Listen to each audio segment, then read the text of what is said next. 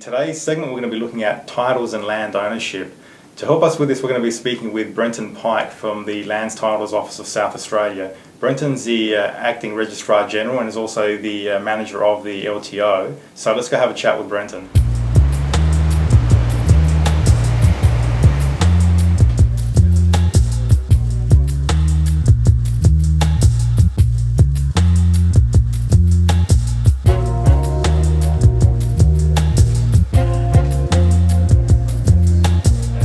Brenton, thanks so much for making the time to speak with us today. To get things started, why don't you tell us a bit about yourself? Certainly, my name's Brenton Pike. I'm currently the Acting Registrar General.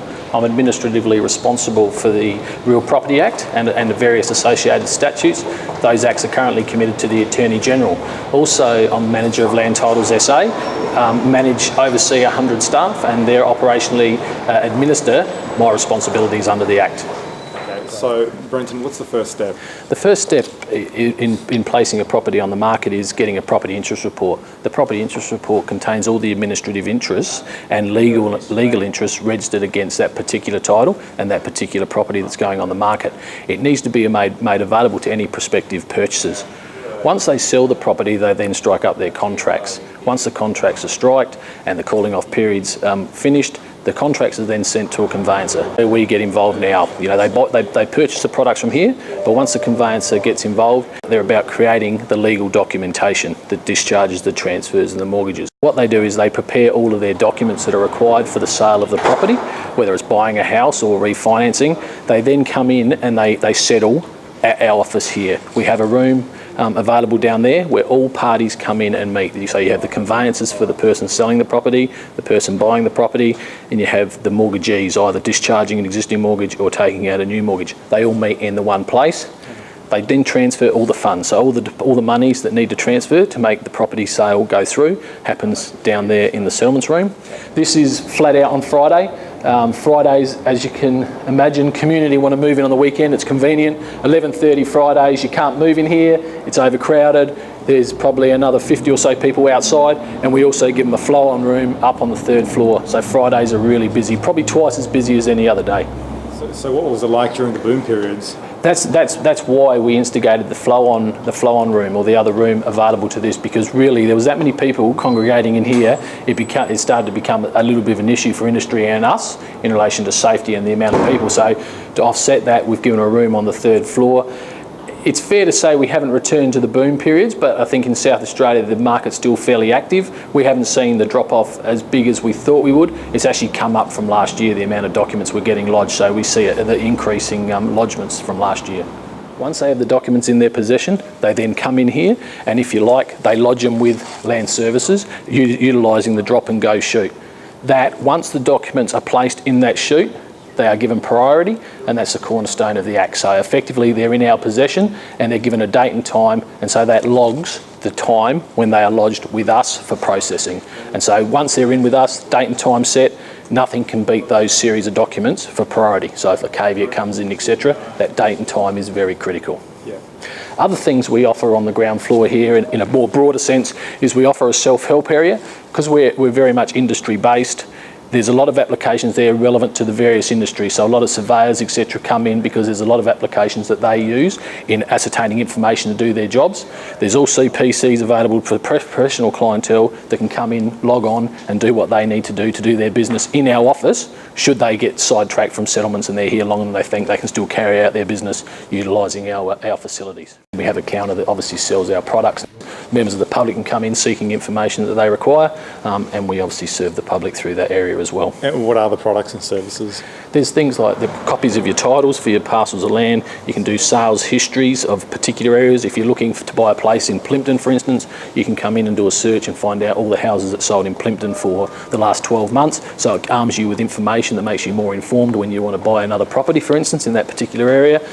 You can do valuation inquiries. There's a whole myriad of things that you can order over our counters here. You can also do historical searching, but with historical searching, obviously the information you use is mainly manually intensive, and so a lot of that happens over here, but our friendly staff behind the counter will help you achieve your goals in showing you how to navigate through some of the older records. So once settlement's taken place down in the allocated settlements room, the conveyancer or the lodging party, the person responsible for the series of documents, will come here. They'll actually scan a barcode which will allocate date and time, and they'll drop the series of documents in a secured sheet.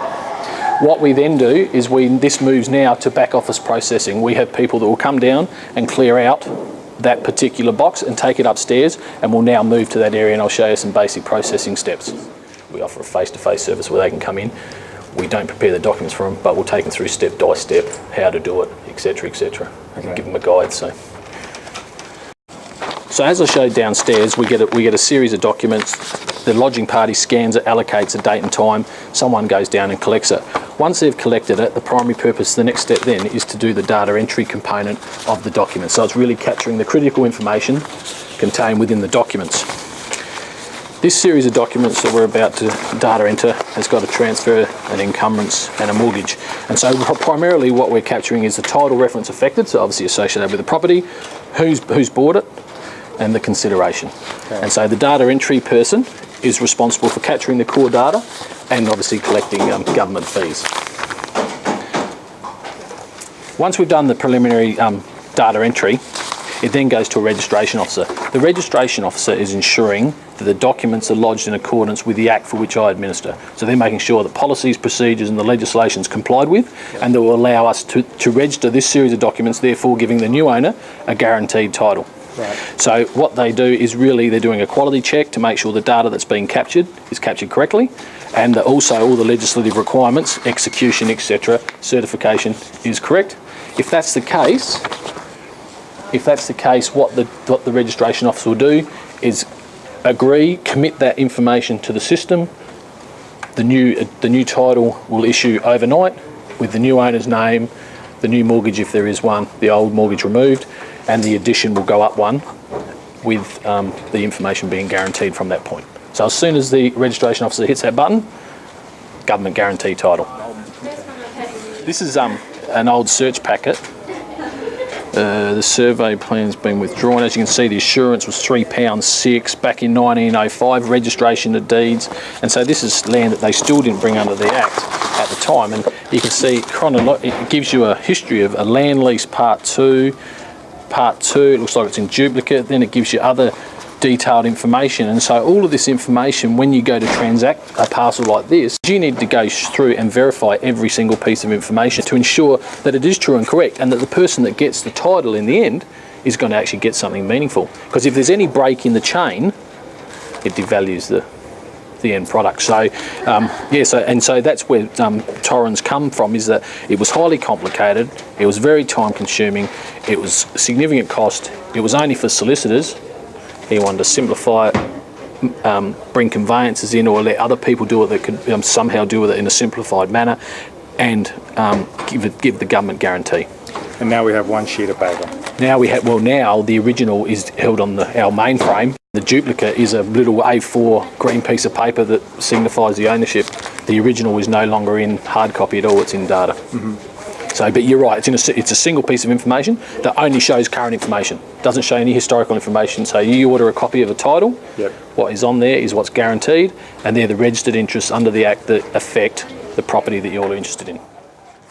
So these are relatively small examples. I've seen them where the application packet and the evidence contained herewith is quite significant. It's quite significant, with reams and reams of information that someone, us now internally, because we manage it, goes through to signify chain of title for therefore hopefully converting this to Real Property Act land.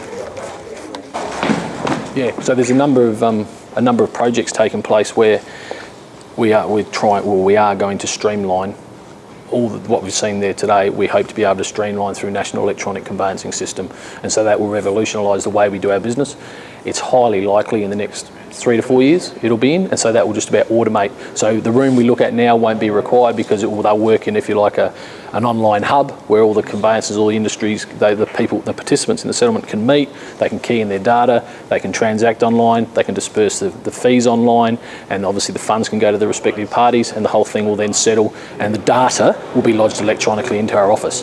probably 3 or 4 years away, maybe longer, but they have created the entity and it is up and running. So, is it going to take that long to try and iron out the glitches, or it requires some national uniformity. Yeah. And it requires some legislative change, and it requires some investment in infrastructure and IT. So yeah, so it has been going in Victoria, but now they're trying to expand it across the whole nation. And so there's some due diligence being done currently on the Victorian system and how well it fits local jurisdictional, the way local jurisdictionals operate. So it's interesting.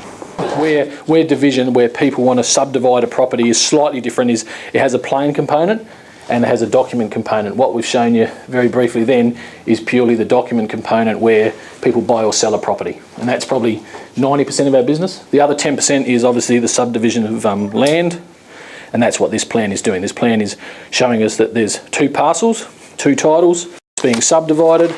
Effectively, it's adding that portion there into this allotment. And so we examine this plan to ensure, as you can imagine, the state's like a jigsaw. We examine it mathematically to ensure that this parcel of land sits in the cadastre where it should. So there's bearings, distances, mathematical checks. Once we're happy with that, well, we call it, this plan's approved for data. It fits where they say it fits and everything ties in. Get legal documentation to create the intent of what they're trying to do with this plan. So again, we go through an examination process, same as that, a little bit more complicated, complies with legislation, policy, procedure. If it's okay, we deposit the plan, and once it's deposited, the new allotments are in existence, well, they're guaranteed. Then what we do is issue the new titles for the 2 new allotments and cancel the old titles with the previous land descriptions.